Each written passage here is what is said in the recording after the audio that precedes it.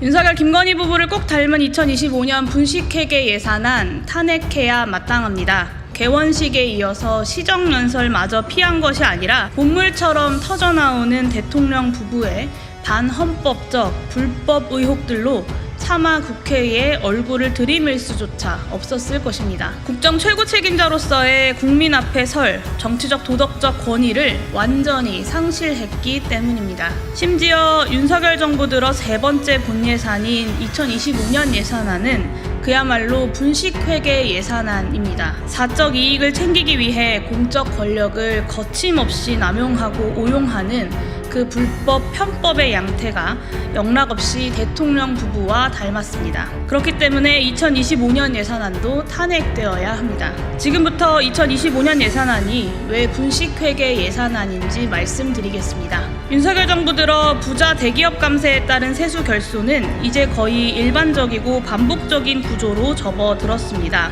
2023년 56.4조 원 세수 결손에 이어서 올해는 아무리 낙관적으로 보아도 30조 원 세수 결손이 예정되어 있습니다.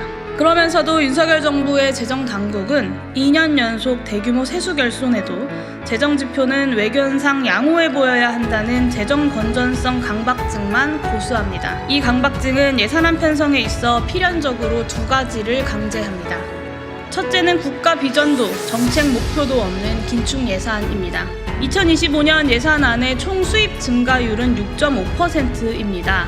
그런데 총 지출 예산 증가율은 그 절반에 불과한 3.2%입니다. 총 지출 중에서도 법적 의무 지출이 아닌 재량적 재정 지출 증가율은 0.8%에 불과합니다. 2%대 물가 인상률 전망치를 반영하면 재량 재정 지출 증가율은 실제로는 마이너스입니다. 2025년 예산안을 이렇듯 초긴축 예산안으로 제출한 이유는 당연히 대규모 세수 결손에도 불구하고 표면적으로나마 재정 수지나 국가부채율이 악화되는 것은 최소화해야 한다는 강박 때문입니다. 하지만 도대체 그 강박이 목표하는 것이 무엇인지 도대체 알 수가 없습니다. 저는 기회가 있을 때마다 윤석열 정부의 부자 감세 일변도 조세 정책이 긴축 재정을 강제하고 긴축은 내수 경제 위축을 거쳐서 세수를 더 감소시키는 악순환 고리를 형성할 것임을 예상해왔고 일관되게 경고해왔습니다. 올해 경제성장률 전망은 불행하게도 저의 경고가 현실이 되었음을 입증합니다.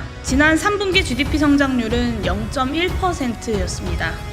정부가 호언장담했던 올해 2.6%의 성장이 가능하려면 4분기 2% 이상의 성장이 필요한데 그것은 객관적으로 불가능합니다.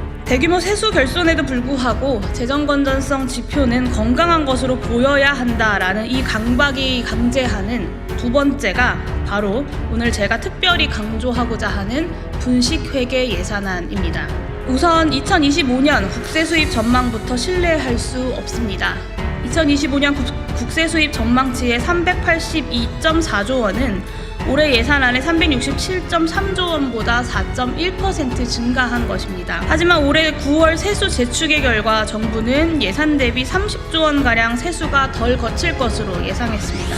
8월까지 세수 진도율이 지난해 70.2%보다 더 낮은 63.2%라는 점을 감안하면 올해 세수 결손도 2023년 수준에 근접할 것으로 보는 것이 합리적입니다. 윤석열 정부는 2022년과 2023년의 대규모 부자 대기업 감세에 이어서 2025년에도 상속증여세법 개정안 등 향후 5년간 18.4조 원에 이르는 초부자 감세안을 예산 부수 법안으로 제출했습니다. 한마디로 2025년 국세 수입 전망치 역시 관리재정 수지 적자율을 마이너스 3% 이하로 만들겠다는 강박에 따른 사기성 전망일 가능성이 매우 높다는 것입니다. 국세 수입이 올해 예산안 대비 4.1% 증가해야 관리재정 수지 적자율이 마이너스 2.9%로 윤석열 정부가 공언한 기준선 아래로 떨어집니다. 불가능하고 지키지 못할 수치이지만 일단 국민들에게 보여주는 재정건전성 지표를 양호한 것으로 만들려니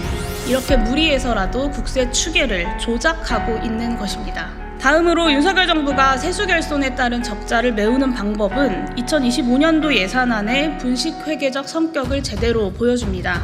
정부가 내년에 기금으로부터 돈을 빌려오는 규모는 15조 원대에 이릅니다. 기금을 끌어다 쓰려고 환율 안정을 위한 외국 환평원기금의 5조 원 안팎 원화 자산을 공적자금관리기금에 조기 상환하겠다고 합니다. 이는 당장 대외 신인도에 영향을 미칠 만한 아주 중대한 사안입니다. 국가부채율이 지금보다 1~2%포인트 높은 정부와 세수결손에도 재정수지의 대외적 장부관리만을 위해서 외평기금에 손을 대는 정부, 국내외 시장이 둘 중에 어느 정부를 더 불신할지 답은 뻔합니다. 기금으로부터 돈을 빌려오는 것은 국가 재정 안에서의 내부 거래입니다. 결국 기금에 다시 상환해야 한다는 점에서 국채 발행 시기를 1~2년 정도 미루는 행위에 불과합니다. 그럼에도 윤석열 정부는 국가부채율이 조금이라도 증가했다라는 소리가 듣기 싫어서 오히려 국가부채율보다 대외 신인도에 더 큰 영향을 줄 수 있는 기금을 통한 세수결손 돌려막기를 선택하고 있는 것입니다. 2025년 예산안의 또 다른 분식회계는 2023년에 이어서 올해도 계속된 지방자치단체로의 세수결손 전가입니다. 지난해 지방교부세와 지방교육재정교부금 약 18조 원을 추경 편성도 없이 삭감했습니다. 그런데 세수결손에 대처하기 위해서 올해도 6.5조 원가량을 삭감할 계획이라고 합니다. 윤석열 정부의 부자 감세로 2023년 지방세 수입은 10년 만에 대폭 감소했습니다. 결산이 이루어지면 어차피 결산에 맞춰서 추후 정산될 지방교부금인데 당장 국민 눈을 속이기 위해서 예산대로 지급해야 하는 지방교부금을 불법 삭감하는 것. 이것이 분식회계가 아니면 무엇이겠습니까? 제출 예산의 내용적 측면에서도 경제를 회복시키고 불평등을 완화하며 미래의 성장 동력을 준비하는 재정의 역할은 찾을 길이 없습니다. 엄청난 비판에 못 이겨서 결국 회복시키겠다라고 약속할 수밖에 없었던 R&D 예산은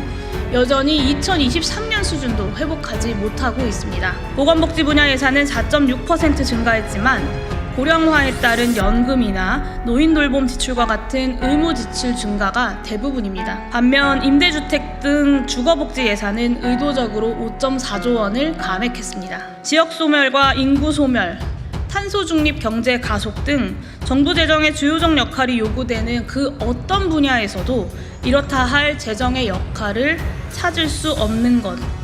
이것 역시 3년째 반복되고 있는 윤석열 정부 예산안의 공통점입니다. 오로지 부자 감세와 짝을 이루는 긴축만이 3년째 변함없이 확고한 기조입니다. 그렇기 때문에 국민의 대표자인 국회가 윤석열 대통령이 제출한 2025년 예산안을 두고 선택해야 하는 것은 단 하나입니다. 불법 편법에 대한 남다른 고집으로 윤석열 김건희 대통령 부부를 꼭 닮아있는 2025년 예산안 국회가 탄핵하고 다시 편성해야 합니다. 윤석열 김건희 대통령 부부를 꼭 닮은 이 분식회계 예산안에 국회가 들러리를 서는 일만큼은 결단코 없어야 할 것입니다.